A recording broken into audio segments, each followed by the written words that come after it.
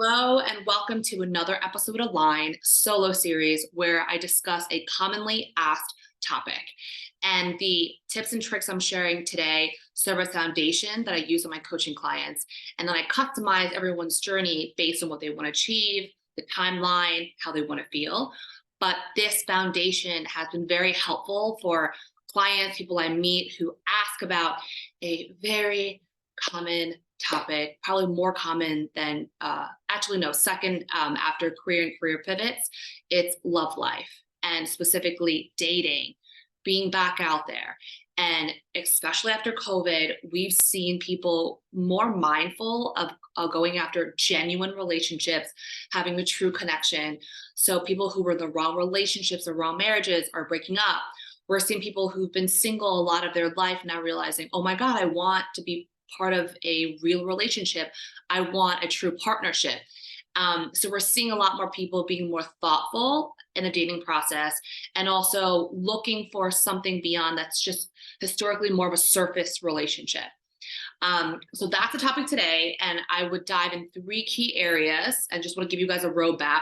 The three things we're discussed today. First is self-reflection and inner work. Super important.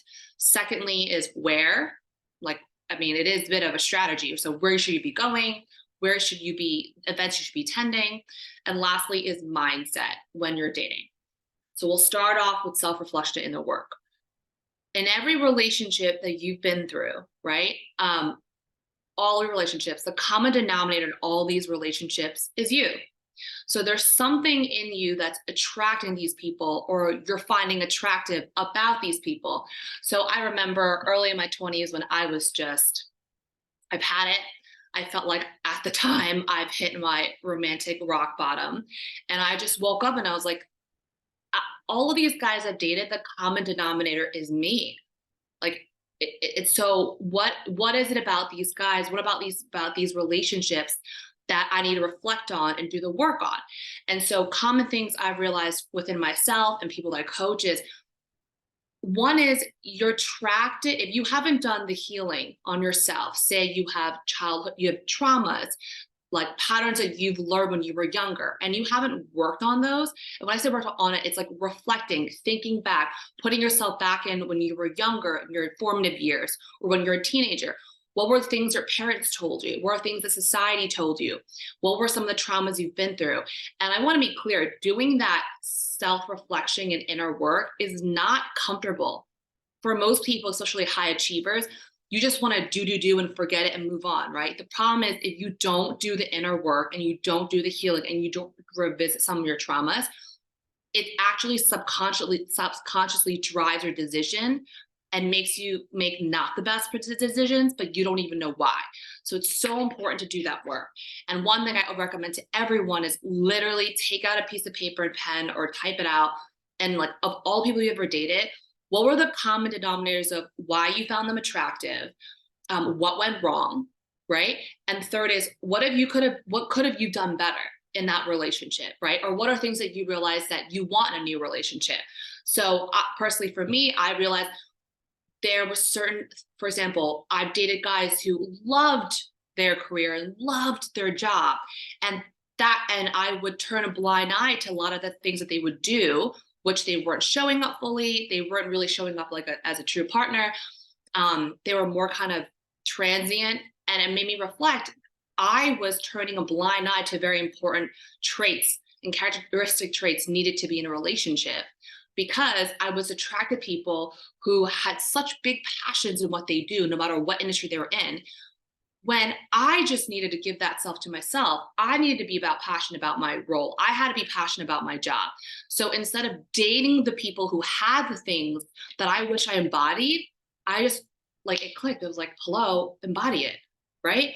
Be in the right role, be in the right firm, be in the right space for me to feel as excited as the people that I date.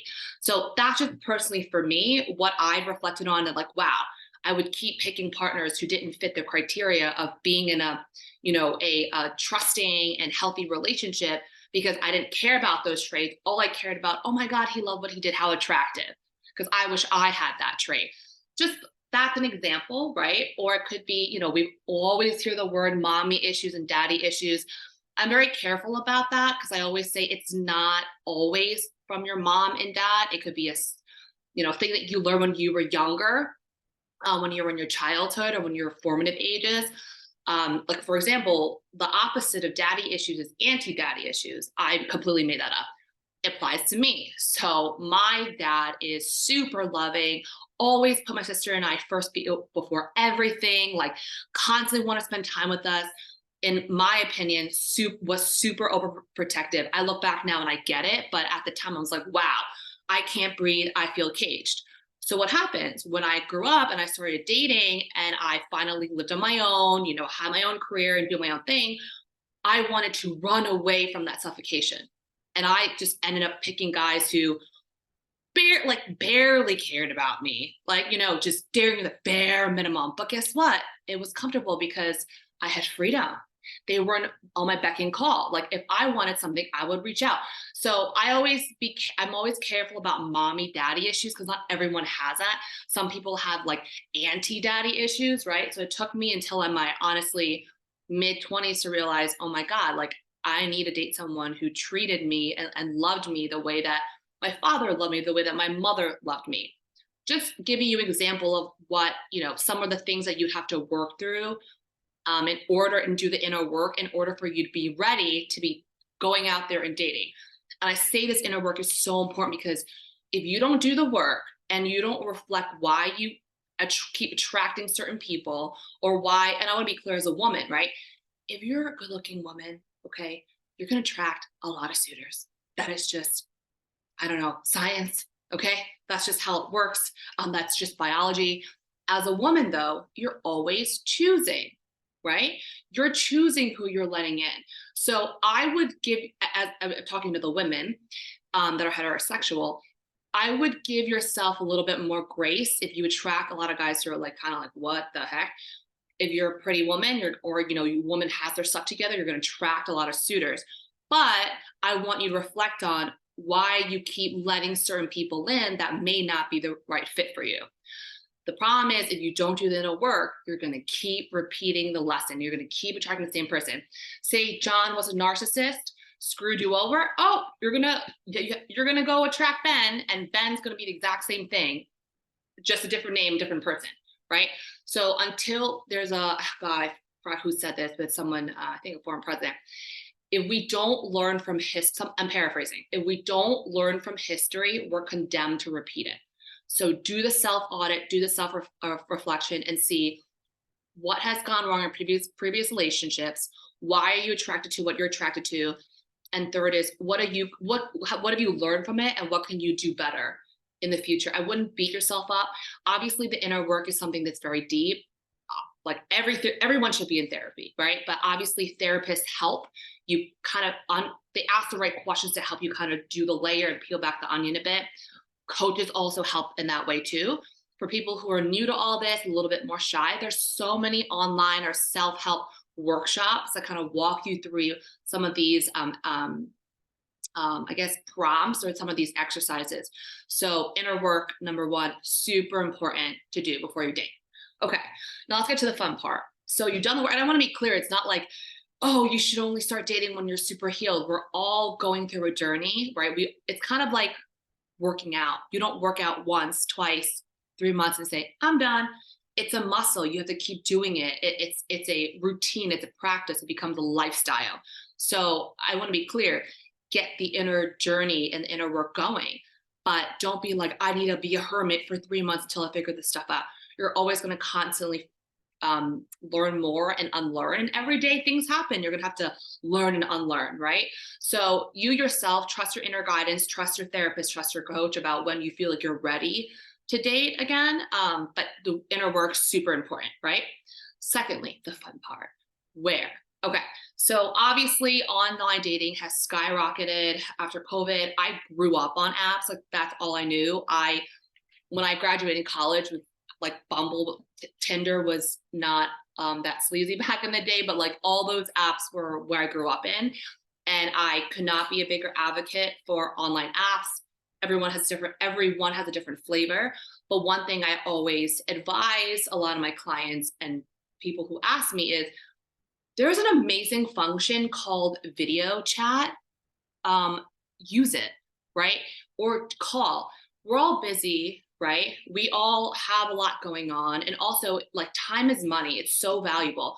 Also, do you really want to sit through another awkward date when you can easily do a 15-20 minute FaceTime call or a phone call with someone and just make sure you're on the same vibe, you're on the same, values and mindset. I mean, body language, sorry, most of communication is from body language, which is why I always have found video chat so important.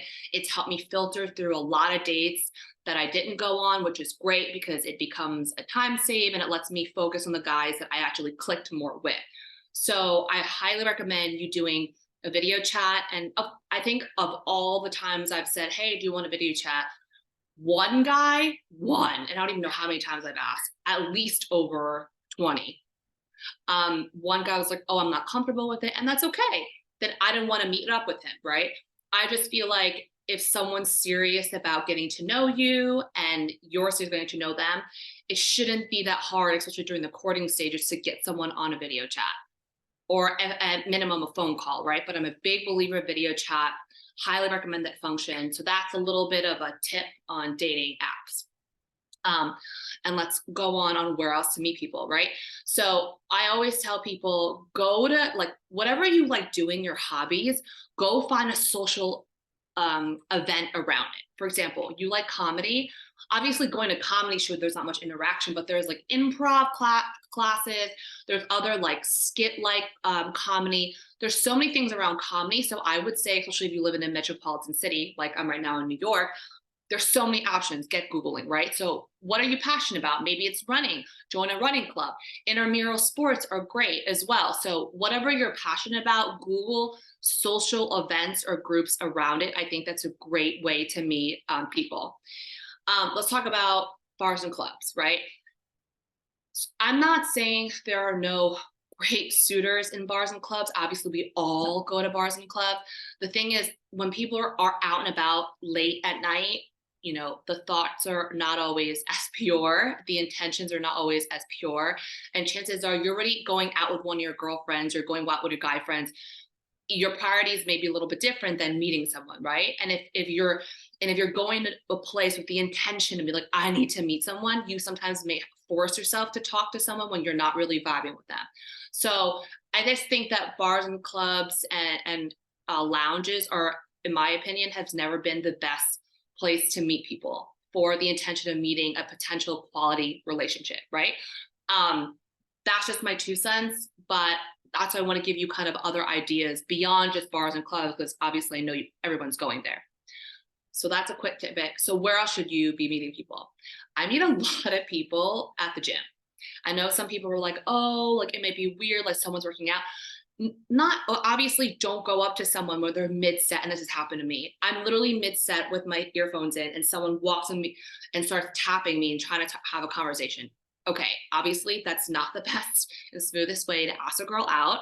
However, like if she's stretching or you always see her or him around, like just holding eye contact and smiling is the easiest way to give someone a signal to say like, oh, I'm interested, or oh, I'm open to having a conversation with you, right?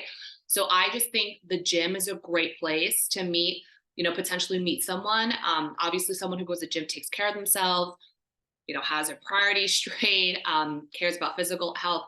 And there's a lot of people who, there's a lot of working out is, it's not just, a physical workout, it's really a mental practice too. So you're probably going to meet a lot of people who are, not only taking care of themselves, but have a better mindset when they work out.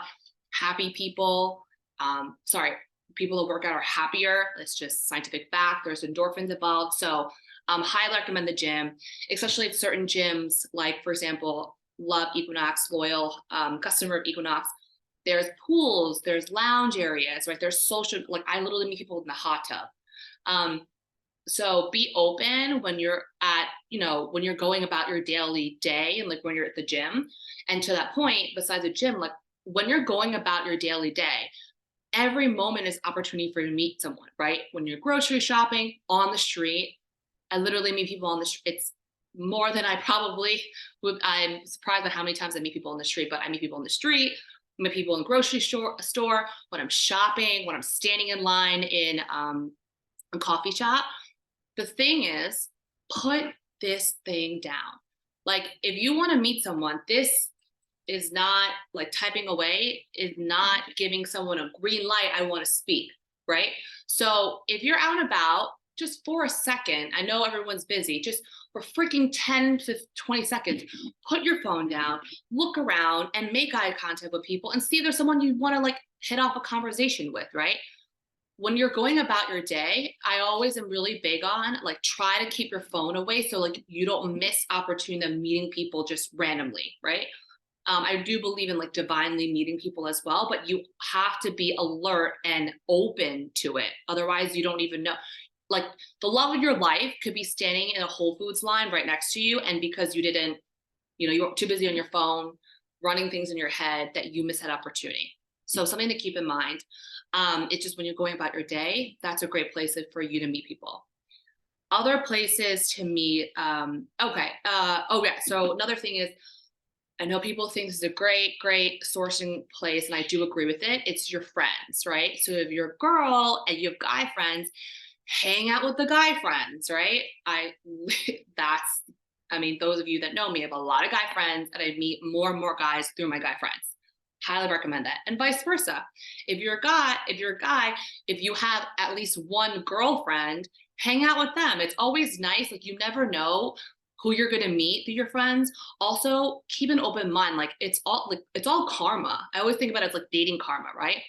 I may meet someone that may not be a fit for me, and this happens to me so many times, but he's such a good guy. And I'm like, oh my God, I think he might fit with this person, that person. Or maybe let me just do it happy hour and throw him in the mix and see who hits it off with him, right?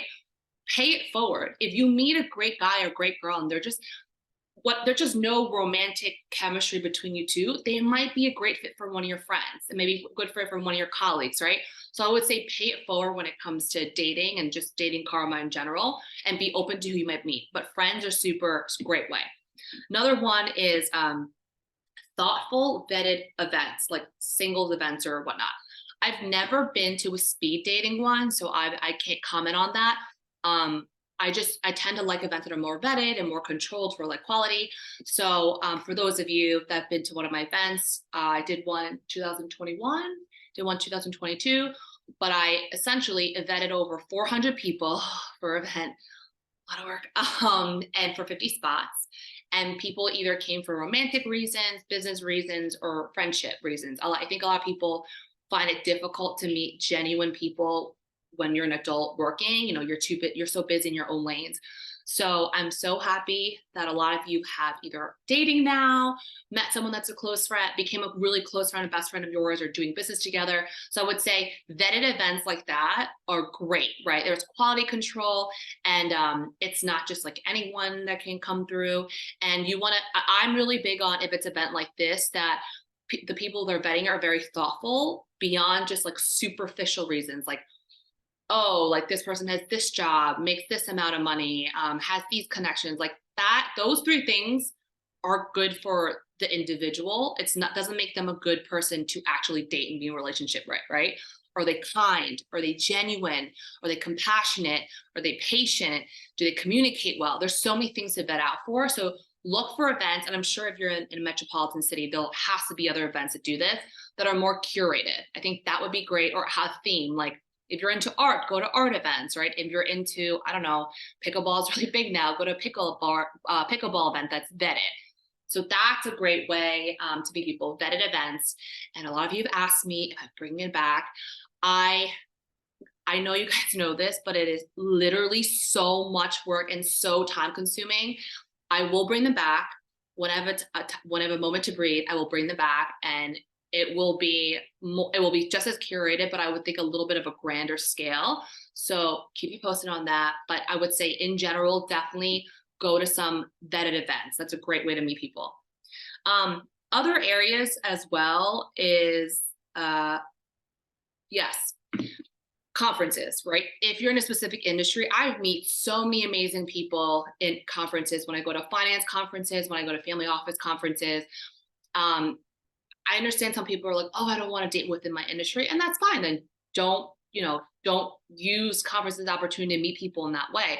But for those who are like, for example, me, like I love it when someone speaks my language. So I love it when people are super into mindset, right? They're in like coaching, they understand coaching, they want to always be better, or someone who's in finance and love that element as well. Like I gravitate towards people who speak my language. So I personally love using conferences as a way to meet potential people as well. Uh, there's conferences for every industry. So I would say if you're open to meeting people within your industry, that's a great way to meet people and filter. And again, obviously, the whole point of this is meeting genuine connections and people that you would potentially want to date for real.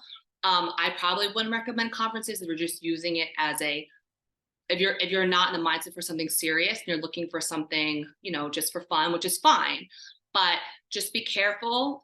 Industries tend to be really small. So if you're not necessarily doing it for serious, but for play, just be cautious about that. And it is a small world. And then I think last thing I would say is, in general, when you meet, like, again, you can meet people anywhere, as you can tell, very diverse sourcing places, right? I talk about dating like sourcing deals, but yes, it is sourcing potential suitors is the same thing as sourcing a deal. There's many different channels in which you do it, right? Ultimately, you have to trust your gut at how you feel about someone. I think the biggest thing sometimes people will meet and they're so great on paper, or they like interview really well, right? Like you meet them on a few dates, they interview really well. Watch how you feel, like, sorry, not watch, but see how you feel around these people, around the people. You'll know whether or not it's someone that you want to continue something on, or you're just forcing it to make it work, right? That's something I would say really, really important. Always trust your gut when you're around people. How do they make you feel? That's extremely important. And then the last part, so we just covered all the unique places that you can meet someone. The last part I really want to cover is mindset when you're dating, right? This happens more with women, so I'm just going to point one thing out. But ladies, especially a lot of you who want something real now, and you're like late 20s, 30s, 40s plus, and you're serious, you tend to date for, is he going to be, you literally go on a first date or you're chatting with someone trying to get a first date and you think, is he going to be the father of my kids? Okay. We've skipped so many steps. Like we just went on a first date, or we're not even there yet, or maybe we're a couple dates in. You don't know this guy, right? And I feel like oftentimes because we want something, right? We eventually want that end goal. We like kind of pretzel this guy to fit, right? Don't do that. You're allowed to envision, you're allowed to manifest, you're allowed to be very specific about what you want, but be very specific about what you want in your love life. Super important, right? But don't force this guy to be it, right? You're allowed to share and you should be very upfront. I'm very upfront about what I want. I just don't like wasting time. Of like, if you want kids, like eventually I would want kids. Eventually I want to get married. It's okay to share that, right? On the other side, right? You don't want to assume that this person is going to be it. So you don't want to like, what's the word? Date as if like the end goal, date as if like, oh, is this person going to be the father of my children? Take the time to get to know someone. You don't know that, right? It's very easy, like on the few early dates, that when we are asking those very serious questions, you're either have a quick yes or no and you're molding them. So you're either writing them off too quickly, or then you're like molding them to fit your initial assumption or your hypothesis, right? So I would say date with a very open mind. I feel like guys do this so much better with dating, generally speaking. Guys, you know how they date? They show up and they think, okay, let me see if I like this girl. And they go date by date and they slowly build. That's the way, honestly, I really encourage women to date like a man. Like use it data point by data point, date by date, and get to know someone to build a relationship. There is no perfect person. It's just how are you both putting in the effort to try to make it work, right? Or is it flowing and you're both also taking action towards each other? So I would just say generally to women when it comes to mindset, stop dating with the end in mind. Like date to get to know someone. It's like a discovery, like an adventure. Date like a man in that way. And I think for on the guy's side, it's I would say on both guys and girl sides, I would say don't be afraid to like be very upfront about what you want, right? I feel like if you have a fear of, oh, I might turn them off or they might not be interested anymore, good. Oh my God. Like if me saying I want 3 kids freaks you out and you're like, I don't want kids, I'm done. I'd rather know before the date or on the first date that it's not going to work. And that's okay, right? I think it's important to be very clear to know what you want in a relationship and the values that are non negotiable that you must have in a partner, but then also be flexible about other things, right? Like, I genuinely don't think that having the same hobbies is super important. That's what you have friends for. That's what you have a network for, right? Ultimately, you have to ask yourself, what is the role of a relationship? What is the role of your life partner? It's someone you can do life with, right? Someone who's probably going to be there for you, be supportive, you know, be kind of like your ride or die in a way, right? But I just feel like it's so much important to make sure you have the same values. Are they kind? Are they compassionate? Are they driven? Whatever it may be, versus so stuck on like, oh, he doesn't like this specific hobbies, he doesn't do these specific things. So be very strong about your values, but be more open and flexible about again hobbies and interests, things that may not be as important when it comes to finding or being with your life partner. So, as a recap, this was highlighting places and the mindsets that we should have when we're dating. And so, 3 things that we covered today. First was doing the inner work, self reflection, super important before you kind of get into the dating scene. Secondly, is where are you meeting these people? What are some options of you can find these potential suitors? And then third is the mindset when you're going to dating. Hope this helps and would love to hear feedback from, you guys practicing these tips and tricks and letting me know how it goes. Definitely share it with the Align community. We love hearing from you. Thank you guys.